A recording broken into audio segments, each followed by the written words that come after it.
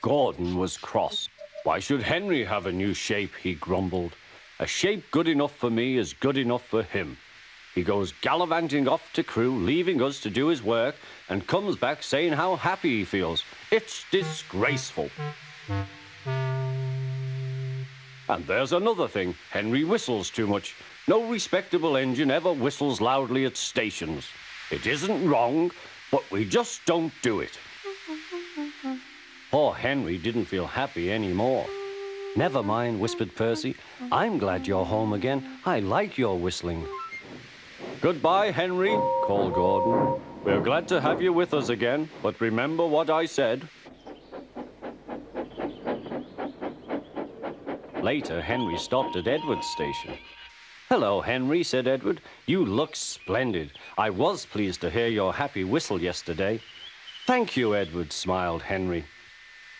Shh, shh. Can you hear something? It sounds like Gordon, said Edward, and it ought to be Gordon. But Gordon never whistles like that. It was Gordon. He came rushing down the hill at a tremendous rate. He didn't look at Henry, and he didn't look at Edward. He screamed straight through the station and disappeared. Well, said Edward. It isn't wrong, chuckled Henry, but we just don't do it. And he told Edward what Gordon had said.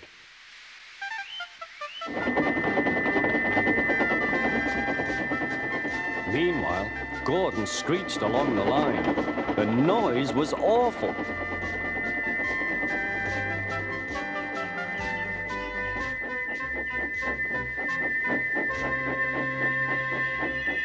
At the station, everyone held their ears. The fat controller held his ears too. Take him away, he bellowed, and stop that noise! Gordon puffed sadly away, but he wouldn't stop whistling until two fitters climbed up and knocked his whistle valve in place. That night, Gordon slunk into the shed. He was glad it was empty. It isn't wrong, murmured Henry to no one in particular, but we just don't do it. No one mentioned whistles. Next morning, Henry was enjoying himself enormously. I feel so well, he sang. Trickety-trock, hummed his coaches. Then he saw some boys on a bridge. Peep, peep, hello, he whistled. Oh, he called. The boys didn't wave and take his number. They thought it fun to drop stones on him instead. They've broken our glass! They've broken our glass! Sobbed the coaches. The passengers weren't hurt, but they were cross. Call the police! No, said the driver. Leave it to Henry and me. What will you do? They asked. Can you keep a secret?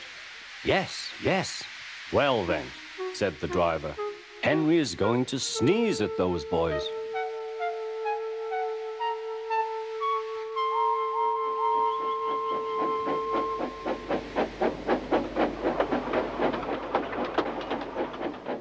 Lots of people were waiting at the station just before the bridge.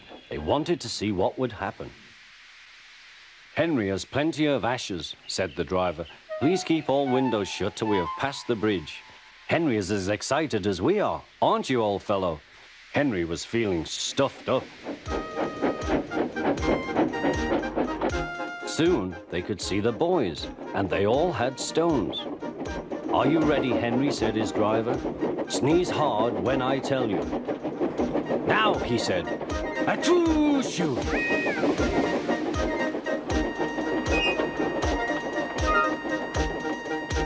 Well done, Henry, laughed his driver.